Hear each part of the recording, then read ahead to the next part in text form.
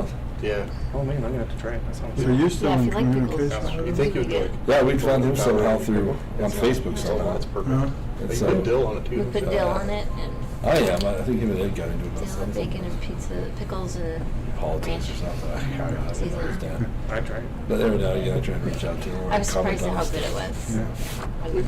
We picked up Yeah. Domino's or something one night to go out to my brother's. He's probably I'm feeling like, pretty it's proud been a couple knowing you months too. ago. then. We're sitting there eating and this is horrible. Aw. Even it's so true because To it's eat, from and, like, America. You know. Once you've had like good pizza, you know, it's Okay, it's 6 o'clock. Stand for the pledge of allegiance. We're doing that.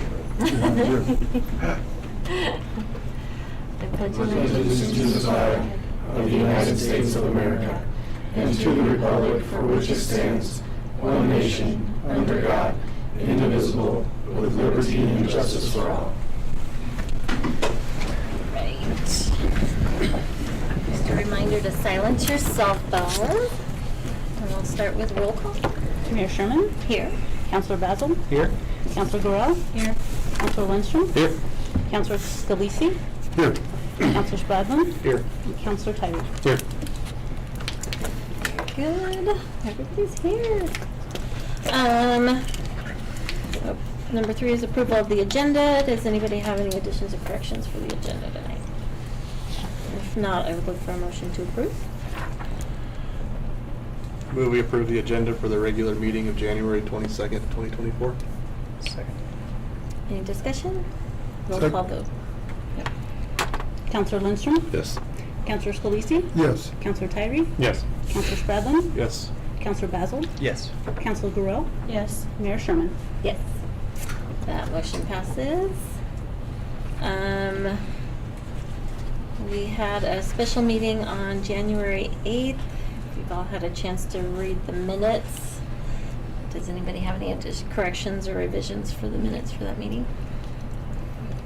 If not, I would look for a motion to approve. We approved the special meeting of January 8th, 2023. Okay. Any discussion? Roll call vote. Councilor Tyree? Yes. Councilor Gorell? Yes. Councilor Scalisi? Yes. Councilor Basil? Yes. Councilor Spradlin? Yes. Councilor Lindstrom? Yes. Mayor Sherman? Yes. All right, move on to visitors and delegations. So first we have citizen comments. Citizens are invited to speak to council on any item that does not have a public hearing scheduled. There's a 5-minute time limit per person unless otherwise noted by the mayor. Do we have anybody here that wants to say anything to council? No? Okay. Do you want to talk to council? No? Okay. This is your one chance, so. Alrighty, so we'll move on to management. Tyler Purvis, we have a resolution. All right, thank you, Madam Mayor. Good evening, City Council. So before you is the resolution that I had brought as an FYI and short discussion back in December about updating our fee schedule in the Community Development Department, specifically as it pertains to the building permit fees. So not a whole lot of changes, in addition to just some tweaks in the format of everything. We did consolidate all of the different concrete permits that we had into just one there. We added a no posting permit fee, and essentially what that is, a lot of times people don't post their building permit in the window as we ask them to. So code enforcement, or sometimes ourselves, will go by and we don't know if they have a project going on, or a permit for the project that they're doing. So we, or code enforcement, has to stop, get out, talk to them, make phone calls back to the office, and so it's just a big time waster. And so this will hopefully prevent people from forgetting to put that up in the future. And we'll use it discretionarily. If someone does it for the first time, we're probably not going to slap it on them right away, but if they do it again and again and so on, we'll incorporate that fee. Also on there is the concrete washout and alley fee. So one of the issues that we've had in the past, concrete work is being done. They want to clean it out before they head back to where they make the concrete, and so they don't. What we encourage them to do is clean it out on site. There's a container that we got last year that we put in the office as an example of what they can do. They can purchase it and reuse it all at all the different sites to clean up. But more convenient for them is just to go behind the house in the alleyway and just rinse it out. No one's no one's watching. You wash it out, and then it's just left there. And then Dale or someone else will find it soon thereafter, and then we have to send our guys out there to clean it up. So it's a big time and expense and a nuisance because it can run in other people's yards and that kind of thing. So this would be a fee that we put directly on the contractor. So that way, if the homeowner says, "Can you wash it out?" they say no, or at least not, and we got to figure out another solution for it. So those are the only changes on our fees. So if you have any questions, I'd be happy to answer those. Otherwise, we request that you would approve the resolution to make those changes. Do you have any questions? I got a question about the water permit fee, Yeah, the water heater permit fee. correct. A water heater is a plumbing appliance or fixture that should be installed by a licensed professional. Therefore, a permit should be pulled by the state. Why are we charging, or are we charging residents of Brush a water heater permit fee? As I understand it, that fee was initially put in and still is because there are certain aspects of those, when they're installed, that the state does not look at, that goes specifically on us. Venting is one of those. They look State looks at venting. Say that again? The state looks at venting. So we were told by the state, we spoke with them, that there are elements such as venting, I can't remember the other one, that they said that they don't look at, that's our responsibility to look at. Venting is covered under the International Fuel and Gas Code, which is also covered by the plumbing inspector. So I don't understand what he's saying there. I'm not sure either. I'm not the expert on that. We kind of, for obvious reasons, we don't do the inspections ourselves. So we were relying on their information for that. So does the city inspect the venting? Mhm. So since you work in that realm there, are there different types where venting would be different in one scenario? Well, I'll give you a scenario. So on a tankless water heater, we're required to air test the venting, and the plumbing inspector absolutely checks that. So I'm not sure what he's talking about on the venting situation. And then on like a standard tank type water heater, it's just single wall or double wall B vent, out of chimney. Same with a furnace or any other gas appliance, and they inspect those. So the only, unless in my head, the mechanical equipment is the one that I'm thinking of with the venting there. I think you're correct there, because they don't require furnace installers to air test their PVC vents, but they do because the water heater venting is attached to a plumbing fixture, so it falls under their jurisdiction. Okay, which makes sense there. And it could be that the water heater permit is one that's been in our code for years. in there. So it may not be one, and I could be speaking out of turn when I say that we do issue those. Maybe we haven't, and I'm mixing those up with the mechanical ones. I know I've never pulled one. Sure, and I could either do a So- quick search in our MyGov system to see mechanical permits, or water heater permits, if they've even been pulled at all. And if not, then it's just something archaic that's just been Okay. hanging around for who knows how long, 20 years or so. So, we can either just approve it, and then if we do charge them, then we find a justifiable reason, or we don't approve it and make the changes. Well, this is where I think it boils down to. If we approve it, you technically should charge for it. Only when applicable. Because our jurisdiction, because what we adopted points to the existing codes, and when we changed the language this past year, we referred to the state with those other ones. So the ones that would be applicable would go into the state anyway. So we would not be charging that if it's not applicable to us. So if somebody calls in Suggest we remove it. and says, we're installing a water heater, do I need a permit? Is the response from the city going to be, you need a state permit? Based on our conversation here, I would say no, that we don't. Again, it says that, but if we haven't been charging any, then that means, one, no one's been contacting us to request those permits, and we haven't been issuing them either. Okay. So, yeah, you're right. I have a question. Yep. Is the need for a permit better explained on the city's website than it is in this handout? Yeah, this is just the fee schedule itself, so on the Okay. city website, it does talk about specifically when permits are needed, and Okay. then it points to the fees, which is this complicated looking document. Because like to this determine the flat cost. fee for a fence permit, if you were just like stripping and repainting, would you need a permit? And we've actually clarified on some of those things this year on what's like maintenance versus actual needs a permit Okay. itself. So- That's why I didn't see it, so I wanted to make sure. Correct, yeah. Yeah, good question, so all that information is on there. And we're revising our website right now, we're actually getting close to that revision being done, and so the content that we have now on our website, over the next 2 months, we're gonna be revising some of that, including the building department, just to make it more streamlined and user-friendly. So anytime you have feedback on information as it's conveyed to the community, let us know, and we'd be glad to update things accordingly. I don't have a problem with it being in there as long as it's not applied, because it's kind of like double taxation there. Sure, or fee, yeah, pay a fee twice. Yeah. I understand. Would anybody like to make a motion? Trying, hold on. I gotta find it. I got it. I move we approve resolution number 2024-2, a resolution amending building permit fees of the Brush Municipal Code, adopting an updated fee schedule. Second. Any more discussion? I think now is a good time to remove it, and get it clean. I know as a building inspector previously, I had plumbing contractors come to me and say, you can't be doing that, you know, you shouldn't be doing it. And it's there, so it's just a point of confusion. So I think we cleaned it up. That's what my suggestion would be. Madam Mayor, sorry to interrupt.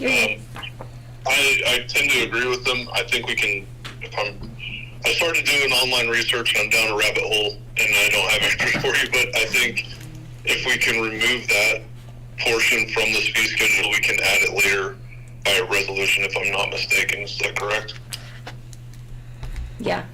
I'm sure we could if we needed to. Sorry, Dan, clarification on that. So are you saying not approve it tonight, make that change and come back with it not included, or approve it and then later on revise it and approve it through that resolution? Is this the only adjustment on the fee schedule? Yeah. Well, no, sorry, from the previous one, no, there's a couple other changes. So that would be the only change after this one that would need to happen if they approved it tonight. Can we make an amendment to approve it without that fee on there? Right, that's what I would suggest we do, and then Tyler, you and I can dig into the weeds a little bit and see if this is a state precluded jurisdiction kind of issue, or if we need to add it back. Okay. Okay. I will amend my motion to include removing the $25 water heater fee. Second. All right, any more discussion? Very good. Roll call vote? Counselor Basil? Yes. Counselor Groel? Yes. Counselor Spradlin? Yes. Counselor Lindstrom? Yes. Counselor Tyree? Yes. Counselor Scalisi? Yes. Mayor Sherman? Yes. Very good, motion passes. All right, thank you. Are you speaking for Joanne? Yes. Okay. We've got our audit engagement letter. Monty will be reporting on this one. Okay, so the engagement letter for auditors, this is for 2023. They're auditing last year, and it's from Lauer, Zasbo and Associates. They have been doing our audits for probably 10, 12 years now. And the only change is the price on this. It's went up about 6%. It used to be $17,600 per year. That went up to $18,800, and which is about $1,200 difference. And Joanne was wanting to get that approved so we can move forward with that process. All right. Does anybody have any questions? All right, I'll look for a motion to approve this. I'd move that we approve the engagement letter from Zabo and, where'd it go? Lauer, Zasbo and Lauer and Associates. Zabo, yeah. For $18,800. Very good. Second? Any discussion? Roll call vote. Counselor Spradlin? Yes. Counselor Tyree? Yes. Counselor Basil? Yes. Counselor Groel? Yes. Counselor Scalisi? Yes. Counselor Lindstrom? Yes. Mayor Sherman? Yes. Thank you. That motion passes. We'll move on to finance. I move we approve disbursements and payroll for January 8th, 2024 through January 22nd, 2024, totaling $368,675.04. Second. Any discussion? Roll call vote. Counselor Basil? Yes. Counselor Scalisi? Yes. Counselor Tyree? Yes. Counselor Groel? Yes. Counselor Lundstrom? Yes. Counselor Spradlin? Yes. Mayor Sherman? Yes. That motion passes. All right, we'll move on to staff reports. We've got Tyler Purvis, Assistant Administrator, Community Development Director. All right, I got a handful of things this evening, if you bear with me. So first one, we had our stakeholders meeting, Brush stakeholders meeting. We're back into the swing of things. We weren't meeting in November and December due to the holidays. So we got back together and just touched base on the intent of the organization overall, and then spoke specifically about the Urban Renewal Authority concept that we had a community event, community meeting about back in November. So we got a pulse where the different representatives from the different organizations were on that. Essentially, that there's a potential interest in it from them and their boards, but more information is desired to better understand how that concept looks. And so our goal is to bring in an expert, talk with that group, and hopefully bring together our Partnering for Progress team, which would include all the different entities in the community that we had reached out to a number of years ago. I know we've spoken with the council about what that looks like as far as coming together to address community needs on a more collective level, not just the city's trying to do it and the school district trying to do it and so on, but everybody together. What assets and resources can we put together to address some of those community challenges? So that'll be an ongoing conversation there. We also spoke about just different projects that are coming up this year. And so for council's information, some of the different entities that were there, the Brush Chamber, they were talking about a lighting project that we've been speaking with them about downtown on how we could potentially move forward with that with some overhead lighting. They have been serving as a grants pass-through for a couple different property owners downtown, including the Corral Sports Bar on the corner and of course Central School there with History Colorado. So they've been serving in that capacity for businesses in the community. They also are continuing to offer support for business owners when it comes to ongoing training to run your business better, professional development kind of thing, where they'll reimburse businesses up to $150 per calendar year for training. The CARES, they've been helping us, the City CARES program that we brought together this time last year, they've been helping to promote that as well. Ambassador visits, of course, they want to reach out to businesses to find out how they're doing, what the chamber can do to support them, and then establish a junior Main Street program to raise up kind of the next generation of entrepreneurs and business leaders. Also within the group, hospital and library, they're just doing some general building improvements, a lot of it from damage from the hailstorm last year. Hospital upgrade of different kinds of equipment. The school district, Dr. Wilson, of course, is going to be leaving, so the process that they're going through for his replacement, they're working with Lance right now on potential use of the shared use of the track for the community. And then Dr. Wilson also had said that the traffic and pedestrian study, they expect that to be completed within the next 10 days or so, next couple weeks. He's expecting to see that. So more information to follow on that. For the CARES program that we put together last year, as kind of an update for this last year, we had, I think, about 14 or 15 different businesses apply for it. Not all of them were awarded funds because it was based on a scoring mechanism that our group had put together to have an objective scoring. So it's not like I like this person, so therefore we'll give them more money or anything like that. So it's straight across the board based on objective criteria. So out of this last year, we committed to $47,500 out of that $100,000, and we've paid out just over $21,000 of that, which means that the difference between those two is simply that businesses have not done their projects yet that they said that they want to do, and it's on a reimbursement basis. So once they complete those, they turn in their submitted documentation that's required, and then we cut them the check for the amount that we agreed upon. Switching gears, the tree board, we're about to get rolling again for the upcoming year. We're putting together some specific actions on how to address long-term planning for trees. We are Tree City USA, and which is great. We hope to continue that over there. We ran out of space, but it's been going on for many, many years as us being a member for that. But long-term trees, the whole east side of town, older trees, and so the concern is that all those aging out around the same time. So somewhat of a tree replacement program as well as a tree maintenance program. Bruce Bosley is our subject matter expert in the community on that. And over the summer, he was going around and doing a walking inventory of every single tree in someone's front yard on the whole east side of town. So we can track that, so we know what trees are where, There's an online system that the Colorado Forestry Service has put together that we're going to be putting those in so we know what trees are where, and just monitor and have an inventory for our trees. Historic Preservation Board, we've been working on developing a true strategic plan for the board, and so the board has been excited about that. We have a couple representatives here tonight for that as well.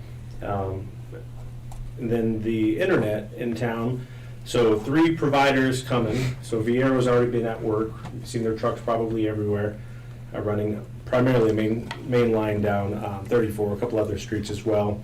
Vero and Allo are both going forward. We all know about the Allo franchise agreement that we entered into last month.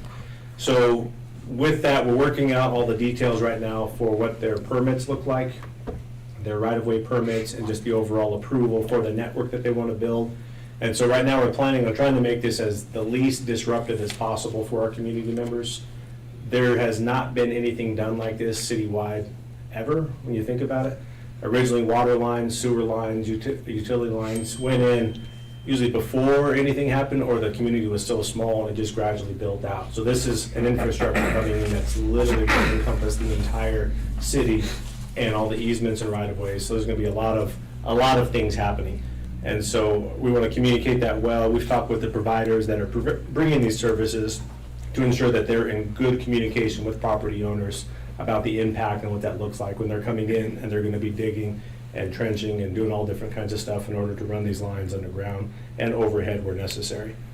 And then the last thing is just an FYI, if council was not aware of it, I received a notification from Morgan County that they have a special use permit request come in for another solar facility that is southeast of town, almost adjacent to city limits, a little bit outside of it. But it encompasses 4,069 acres and is 600 megawatts solar and battery storage. I should have put the hearing date on that, I apologize. Probably coming up next month, more than likely. But all the information can be found on Morgan County's website. So that's all I got. That's it? Yep. That's it. Nothing big. Good. For the fiber companies that are going to be doing the directional bores, are we requiring subsurface utility engineering to ensure that they're not running into anything that they shouldn't? Yes. Okay. Yeah, very much so. I got a question on that. Are all 3 companies running separate fiber lines? Yes. That's gonna get interesting. Yeah, so there's no exclusive easements that we have, so everybody has the right to go in there and provide that service overall. And so they understand that aspect of it, the competition, some of these easements and right-of-ways getting a little crowded, and so the concern about hitting other utilities and all the elements that come with it. So some of it would seem somewhat redundant. We have one come in, run what they need to, and then a week later, someone else comes in and runs another one right there as well. So we don't have a whole lot of say in that because of how the easements are structured overall. If we had foresight and unlimited money, 15 years ago, we could have ran in conduit and ran it all over town, and then we just lease it out to these guys, so they just plug it in there. That would be ideal, but that's not the case. So Tyler, I was going to talk about this a little bit, but maybe this is a good time. If someone is having problems with these companies, like damage to their yards, sidewalks, things like that, what's the process to report it? Where is that going to go to? So prior to them doing any work in anyone's yard, there's supposed to be ample communication to each individual property owner, which includes door hangers. They're going to do postings on like A-frame signs and that kind of thing, notifying homeowners, hey, this is coming, this is what it looks like, as well as direct contact information to the companies themselves. So not third party, not the city of Brush, but to them directly. If they have issues or concerns, that they can contact them. And we're going to help get that information out, as well as bring the city side of things so people understand that these easements are allowed. It's in your yard, it's designated for this purpose, so they're allowed to go in your front yard up to this point and do these different kinds of things.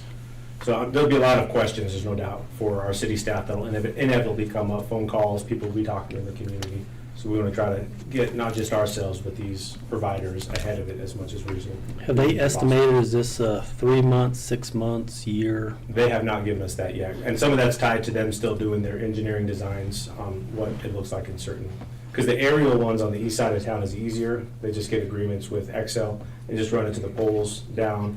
And of course, they gotta run it to the houses that want that service. It's the west side of town where everything's underground, where there'd be a lot more challenges.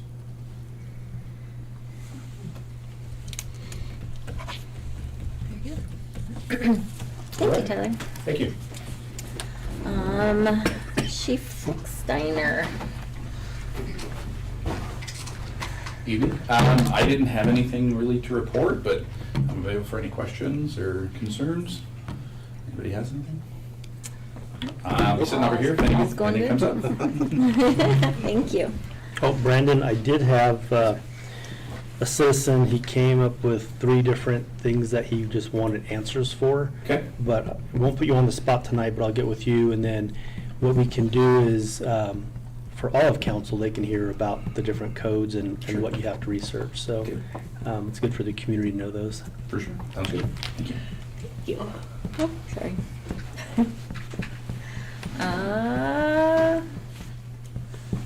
Dan Krob. Oh, wait. Let's go to Chan. I do not have anything. Deputy City Clerk, nothing to report? Okay. Dan Krob, our city attorney. Thank you, Mayor. I also don't have anything, but I'm happy to answer any questions. I've got a question for you. All right, might Councilor be- Basil has a question for you. It might be addressed to Monty as well. In an interest of educating myself with some of the projects that are going to happen, there's community engagement events happening. One was last Thursday. There's one next month. Is it a conflict of interest if council members, attend those engagements? If it's just something, well, go ahead, Dan, I'll let legal Oh, no, go ahead, Monty. Well, so if it just happens to be an event where you just happen to show up to, there's no problems with council members going to it, even if there's more than the 3. You're just going to an event to hear about something. If it's any type of discussions that take place, then those are ones that you want to limit those and always contact Loranda. So if it's going to be more than 3 of you guys at a location where you're discussing any type of city business, then it's better to err on the side of caution and advertise those as a meeting. But if we're just listening to a spiel Oh, no. and just asking questions and stuff? No, not at issue all. there. Okay. Nope. And Monty's absolutely right. The only addition that I would add to that, so 3 or more is a meeting, and we need to err on the side of noticing that. The only addition I would add is if it's a project that may come in front of the council in a quasi-judicial setting, which gets kind of technical, then I would encourage you not to form an opinion on whatever application may come in front of you prior to it actually coming in front of you. But if you that does get pretty technical, so if you have questions on that, I think I gave you a card. Feel free to give me a call. You did, thanks. Can I ask a question on that topic? Yeah. Why are we not notified of these meetings, even when other community leaders have made an effort to make sure that counselors are invited to these meetings? I'm not sure where the invite went to. I know that Tyler had it for this last meeting. I know I had an invite to it, but it was more of a personal invite. I'm not sure how Tyler. Yeah, I just, for that one specifically, the organization sent it out to their mailing list. We can address that offline. Good. Anybody else for Dan? All right. Thank you, Dan. Thank you, guys. Monty Torres, City Administrator. Okay, I got a handful of items. The first one is the water treatment facility that we're working on. And I'm going to start off with most of our priorities for the city. That one's going pretty well.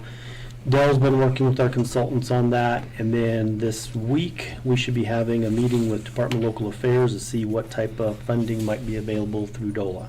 So that one's sounding pretty good. Cambridge Street, the stormwater project and the asphalt work, that one, the bids are coming due here pretty quickly, and so once we get those, we'll have a bid opening, and then Del Colrick and the engineers will review those proposals, and then we'll bring those to City Council once we've selected or if there's any moving forward on that project. The reason I say that is we've had other projects recently that, even though we have good engineering estimates going into the project, the prices are just getting way too high, so very expensive for some of these projects. And so we just don't know where that one's gonna land up quite yet. But once we get there, we will let the city council know that and hopefully move forward on that project. Senior programming, that's a program that Lance Schwint is working on. That's one of the city priorities as well. And the senior, he's calling it active older adults. And he's trying to figure out different social programs, health programs, recreation programs that he might be able to put in place. And we have a few different ones that we're working on currently, but most importantly, Lance wants some feedbacks from the community, so he's going to be doing a breakfast here in the near future, inviting active older adults to participate, and so we can hear back, what type of program they want. We've had a meeting before, and we had a few ideas that were discussed. We're bringing some of those slowly into line. And even with the school district, we're trying to encourage the track being opened up so that people can use the track and for exercise, things like that. And also, we're trying to figure out how to get the gym space back that we used to have.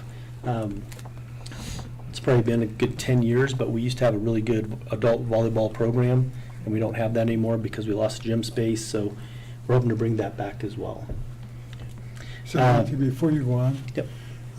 When Tyler has these meetings, it's okay if we attend those meetings? Lance, yeah. And how is he gonna notify people of when they're gonna be? So Lance, he was talking about that just the other day. I don't have all the details yet, but we'll make sure that the council is aware of those dates. Okay. And then I imagine he's gonna go through a few different groups to let them relay the information out, as well as through our social media as well.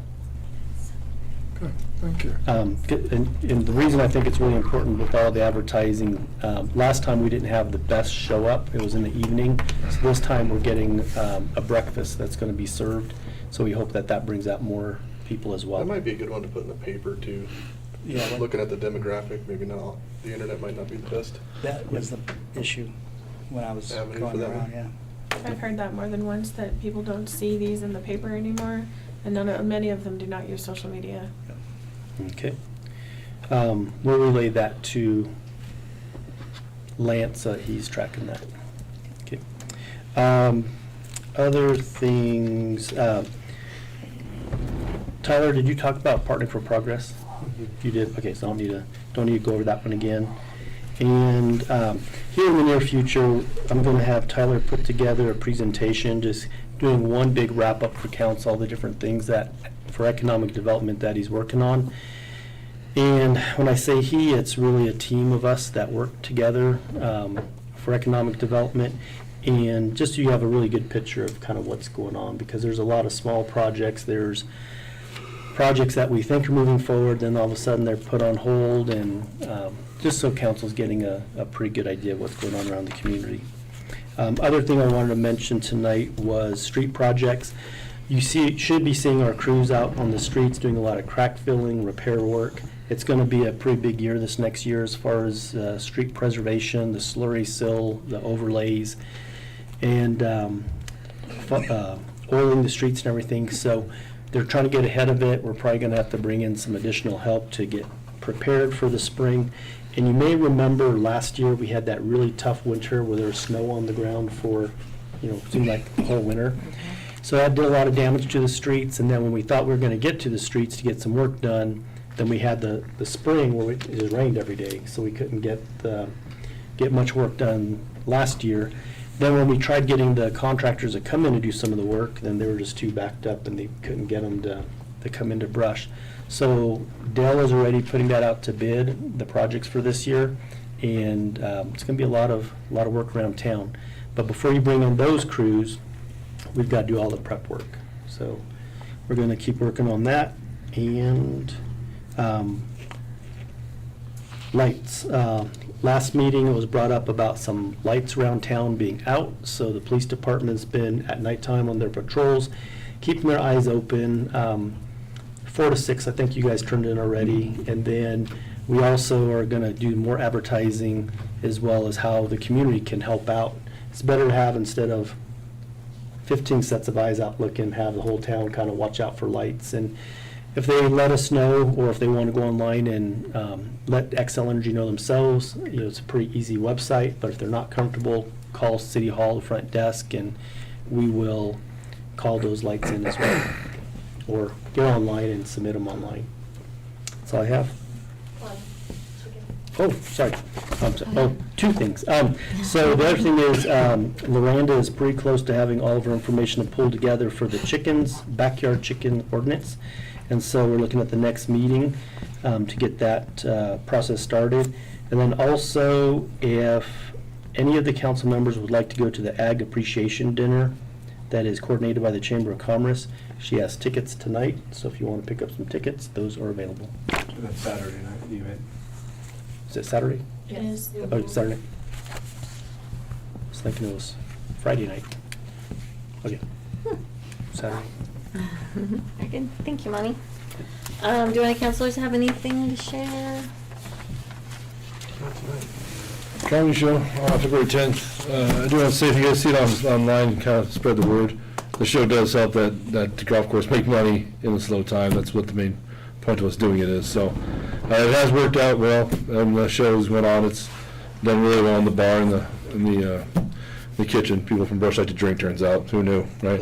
But yeah, if you could help spread the word for it, it's awesome. It should be out here next couple of days, the flyers and whatnot. So we're back to that house. And plus the people who work out there, it's a good night for them too, in a slow season. So helps everybody. And I get a free hamburger every time. So There you go. beat that, right? So Help Larry. that's right, help Larry. Daddy first. So that's all I got.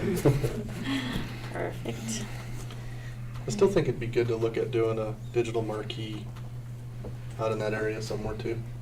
On 71? No, off of On the Mill? golf course. Oh, but I don't. We do have funds in the Community Enhancement Fund for digital marquee, kind of earmarked for Highway 71 coming into town, right there by the old middle school. So it'd be on the corner of Mill and Well, 71. it would be at the traffic signal right there on 71. Right where But, the house burned down. To Yeah, across the street. the north. Got it. Yep. You know, when they put that hospital one in, I remember we pitched in quite a bit of money for that, for the reason we could use it as well. And we do it for the comedy shows, Lance goes after it. Maybe that's something we should use it more for, to put some of our stuff there. Yeah. So But we- something closer to the golf course would just be beneficial because Maybe you coming could into advertise the town. things that are going on at the golf course and then like Sure. lunch specials and that kind of stuff. I'm saying take advantage of the ones already here. Yeah. It'd be good to have that too, but Did we Yeah. pitch in at all on the one at the school district, or was that just be? I think that's Viero. School district, we helped with that one, and then we also helped with the grocery cart to put public announcements on, and the hospital. And so it's up to us to reach out to them to say we'd like to put something on. So, and then the only thing that I've heard is that if it has to do with alcohol or anything like that, they don't really want to advertise for those things. But all community events, feel free to give them a shout. And every time we've requested, it's been up there. I could look at maybe one over by the Loves area too, with all the stuff that's possibly going on out there. Might be a good idea to have something in that general area. Yeah, the four-way stop area right there. in the- Catch some of that interstate traffic, hopefully. Mm-hmm. Very good. Anybody else? Me neither. So, all right, if there is nothing else, I will look for a motion to adjourn and move into work session. Second. Aye, all in favor say aye. Aye. Any opposed? All right, we are adjourned and we will move